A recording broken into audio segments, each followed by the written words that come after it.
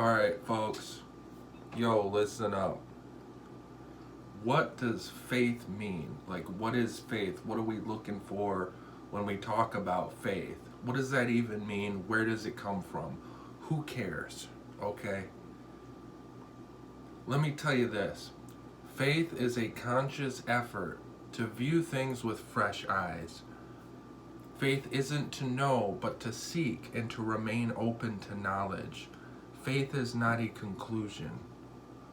There are so many ways that we're prompted in life to think, this is it, this is all that's going to happen.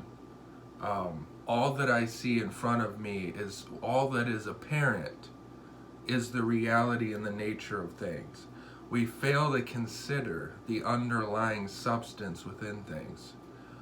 And there's a famous quote, I forget who says it, forgive me. It might be Marcus Aurelius or one of those Stoic philosophers, but he says that you cannot begin to learn that which you already think you know. Faith, as counterintuitive as it might seem, is actually an openness that we have in our hearts. Faith is an openness, it's not a conclusion. That seems counterintuitive because a lot of times when it comes to religion and religious dogma, the things that we associate with faith, when you think of faith, you think of, religious observance, you think of ritual or adherence to a certain religion. When you think of faith, it tends to have this closed sort of stagnant or concluded feeling, this taste of conclusion. But the truth is, the real meaning of faith is openness. It's the openness to be able to receive knowledge. It's letting your heart remain open. Things are the way that they are. What is, it is what it is, as the saying goes. But it is what it could be, or it is what it ought to be. That attitude of openness is what I would call faith, is a feature of what I would call faith. Going along that same flow, true faith is to continually die to your limitations, is to continually die and be reborn. It's to look at the world with fresh eyes. What that means is that, again, the conclusions that we draw about ourselves, about our life, about the world around us, our circumstances, die to those. Faith means to die to those. Faith, in other words, faith means to let those things not seek power in you anymore. That you are not concluded, that there is more to life than what meets the eye. That these things may be as they are now, but eventually they can turn around. Eventually your reward of diligence will come. Faith means to remain open to that. So it's an open feeling. It's not a dogmatism. It's not a doctrinal thing. Again, faith means to see what is beyond, to see what's beyond apparent. To love the endless end of all things is what's written.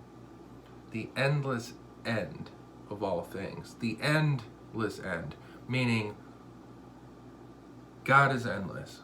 The object of our faith, the object of our aspiration, the love of our heart is what we could also call it, our devotion. That's the endless thing.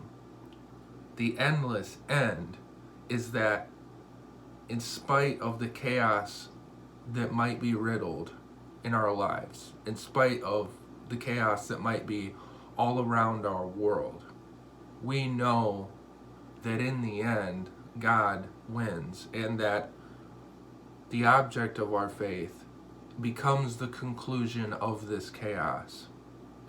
So having faith is like believing in that endless end, that infinity which encompasses the limitations of this world.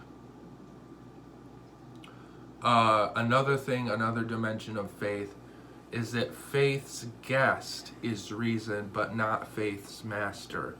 A lot of times we feel, especially, I don't know, it seems as if in our modern world, we emphasize materialism, secularism, rationality, which is good to the extent that it's helpful.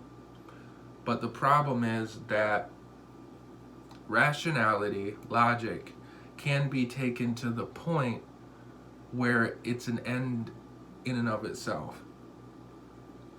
Where things don't add up, so they won't add up. In other words, what I'm trying to say. Reason can be a feature of faith. We can have reason. We can be reasonable. We can be rational. We can try to live an empirical life. We can consider the reality of things, and that is an important and healthy thing to do.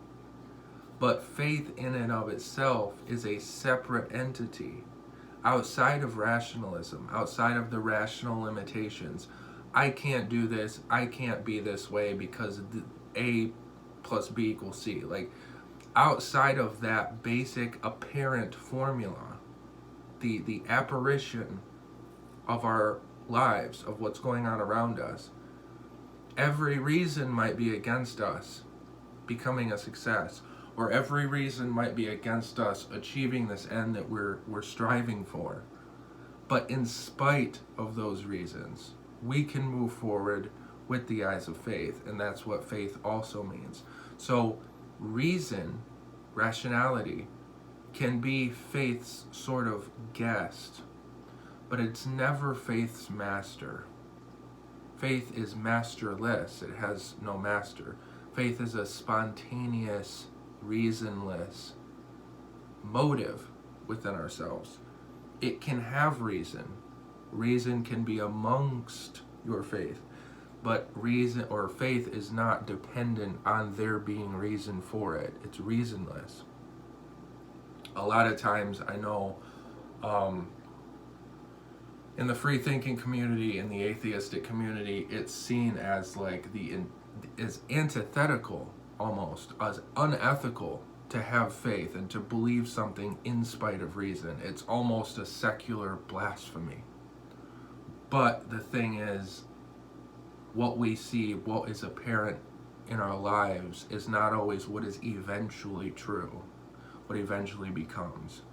So to take that mindset of only going by what you see, only going by what there is evidence currently for, you can see the limitation of that, because there is no ought. There is no ought to be.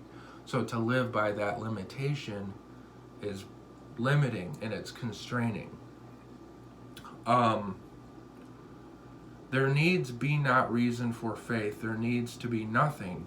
Warmth out of nothing. Faith is out of nothing. Often out of nothing. It's spontaneous. Ex nihilo, as the fancy Latin phrase. Out of nothing. Meaning, faith is like a spark from nothing. You don't have to be at a certain place. You don't have to meet a list of prerequisites in order to simply believe, in order to simply have faith. And by all means, don't misunderstand. I am not saying that the harmful, mutated sort of form of faith, which we could call maybe superstition or mysticism, these are different things. Those are mutations of faith. I'm talking about the essential core of spontaneous belief in better things. That's what I mean. Faith in practice, we can observe, is the suspension of ego. Ego is the keyhole. Faith is what's actually behind the door or in the door. Ego is another thing, because basically our ego is a function of our limitations. It's an adaptation. In the human condition, in the world in which we live, we can only push ourselves so many miles. There's only so much distance between 2 points. In this physical, tangible world we live in, we're emerged into limitations by physics, by the physical world. And as a reaction to those limitations, I'm hungry, therefore I need to eat. I'm hungry, therefore I need to pursue food. I need to, push others out of the way in order for me to attain what I need. As a reaction to those harsh, struggling physical conditions, the ego emerged. This phenomenon of me, this phenomenon of me despite everyone else. That is totally limitation driven. Faith is the antidote of ego. And egotism, whatever, is responsible for pretty much every human evil there is. Ego is the keyhole, but faith gives us sight of what's actually through the door. When we live in the egoic state of mind, when we live in a total inverted, imploded, self-centered way of thinking, and we're not humble, when we live in that, we're looking through a proverbial keyhole. Our vision is narrowed, our perspective is strained. Faith is naturally the opposite of that. Faith is the motion toward revealing, toward unfolding that constrained, narrow, egoic mindset. Faith is the positive counteraction of egoic narrowness.